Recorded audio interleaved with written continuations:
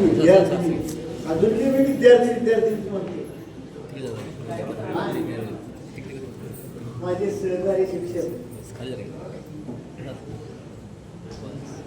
आता अलीकडे एक नाही मिळावे जवळजवळ सगळं हायस्कूल चालू आहे.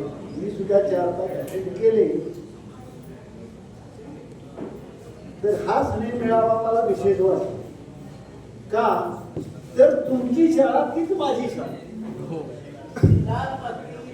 उडलेल्या भिस्ती ह्या ज्या आहे या शाळेचा पाया मी विद्यार्थी असताना पाया खणण्याचं काम मीच केलं.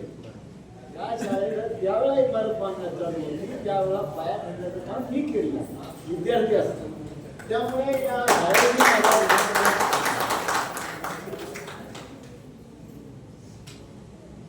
त्यामुळे मला विशेष वाटलं की मी माझ्या शाळेत होते. ते बघितल्यानंतर चित्र दाखवलं त्यानंतर मला विशेष वाटलं.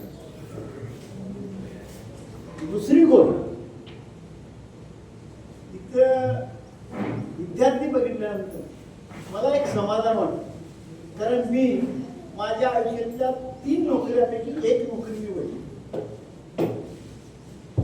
मला सामाजिक वनीकरणाचा रेंजर म्हणून अपॉइंटमेंट होती. BSc असल्यामुळे त्यावेळेला फिजिक्स मेजर असल्यामुळे PNT मध्ये ज्युनियर इंजिनियरची ऑर्डर होती.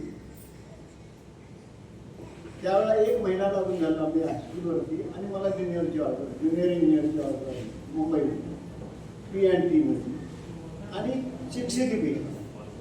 तर आता मला त्यावेळेला विचार केला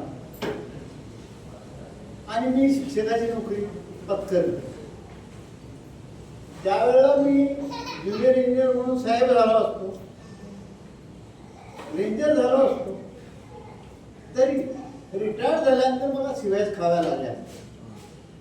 पण आज शिक्षक म्हणून काम केल्यामुळे मला जातीवंत विद्यार्थी गेल्या आयुष्यभर मी तयार करण्याचा प्रयत्न केला.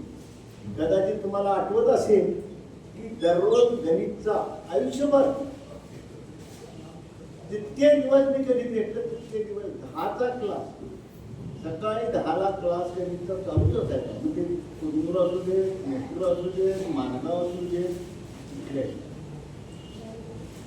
तर 10च्या क्लासला मला माहित असेल 10 वाजून 1 मिनिट झालं मी आत गेलो की दरवाजा बंद.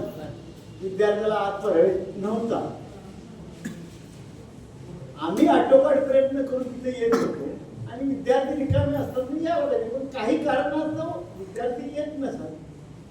पण तो फक्त त्याचा पोर्शन चुकायचा. मात्र नंतर शाळा चालू झालं तर मी कधी त्या विद्यार्थ्याला शिक्षा दिली तर त्याचे अनेक कारणं असू शकतात मी येत नाही. पण दुसऱ्या दिवशी होऊ नये यासाठी मी तो बंद केलं. त्यामुळे सांगायची गोष्ट एवढी की शिक्षक ह्या पेशा पत्करल्यामुळे मला खूप काही मिळालं आणि विद्यार्थ्यांना खूप काही दिलं. जिथं ज्या हायस्कूलला निकाल कमी गणितचा त्या हायस्कूलला माझी बस ठरलेली होती. मग मला तिथं भरपूर राबावं लागेल. ते गणित सोप्या पद्धतीने कसं करून विद्यार्थ्यांना घ्यावं याची अभ्यास करावा लागेल. आणि मग ती तयारी कारण आपल्यामुळे विद्यार्थ्यांचं नुकसान होतं. आपण इकडं तिकडं गणित आणि इंग्रजी असा विषय आहे की जरा जरी इकडं तिकडं झालं त्या मुलाच्या ह्याच्यात घुसवलं नाही, त्याची भीती कमी केली नाही तर तो विद्यार्थी सरळ कामातून जातो. त्यासाठी मी आयुष्यभर खटपट केली आणि त्याचं हे श्रेय मला मिळालं. ज्यावेळेला मी माझे विद्यार्थी बघतो या बॅचमध्ये जवळजवळ सगळेच विद्यार्थी काही हुशार आहेत ते हुशारच आहेत ते नंबरवरच आहेत. पण मध्यम असलेले विद्यार्थी सुद्धा नंबर 2ला किंवा 3ला नाही. त्याने आपल्या आपल्या देशामध्ये प्रगती करून नंबर 1लाच आहे. बघा विचार करत आहे. त्याने आपल्या आपल्या देशामध्ये बुद्धी का सगळ्यांना सारखी देत नाही, देव कमी अधिक देतो, परंतु आपल्या पोतीनुसार ते नंबर 1. मग ते शेती असू दे, व्यापार असू दे किंवा इतर कोणतेही क्षेत्र आहे, इंजिनियर असतील किंवा इतर कोणतेही क्षेत्र असतील तर त्या ठिकाणी ते ही एक बॅच मला सगळ्याच बॅच मधल्या एवढ्या बॅचेस घडतात त्या बॅच मधल्या ही बॅच ही अतिशय चांगली लाभलेली होती आणि मी काय म्हणायचो या बॅच सगळीच मुलं व्यवस्थित आणि आपल्या नोकरीवर कामाला मला या ठिकाणी बोलवलं यात काय बोलत नाही पण मी का मराठी किंवा इंग्रजी किंवा हिंदीचा शिक्षक नाही त्यामुळे आम्हाला बोलताच येत नाही या ठिकाणी बोलवलं काही कडू आठवणी असतील माझ्याबरोबर कणिकचा मास्तर म्हणजे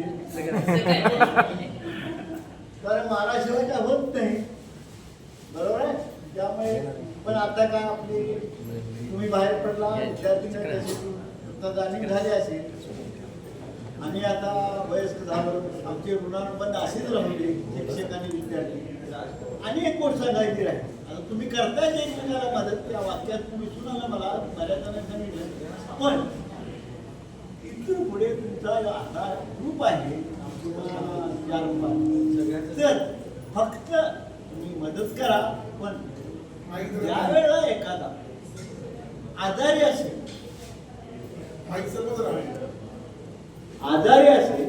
किंवा काय असेल तर त्यावेळेला तुम्ही त्याला दोन्ही मानसिक आणि आर्थिक दोन्ही मदत करा आणि सांभाळून त्याला नाही एवढं आरोग्याचं मी काय सांगणार नाही आरोग्याचा प्रत्येक जण अभ्यास करतो सगळे हुशार आहेत त्यामुळे मी काय ते सांगणार नाही फक्त तेवढं कारण काही परिस्थिती असते नसते काही मदतीची अपेक्षा असते मानसिक अवस्थेची मानसिक ताकद पाहिजे असते त्यावेळेला तुम्ही एकमेकाला हात जाऊन मदत करा आणि मला इथं बोलवला त्याबद्दल मी तुमची सर्वांची आणि माझ्या सहकार्यांचे आभार मानतो आणि थांबतो. धन्यवाद सर. त्यानंतर माननीय सरांना मी विनंती करतो त्यांनी आपले 2 शब्द व्यक्त करावे.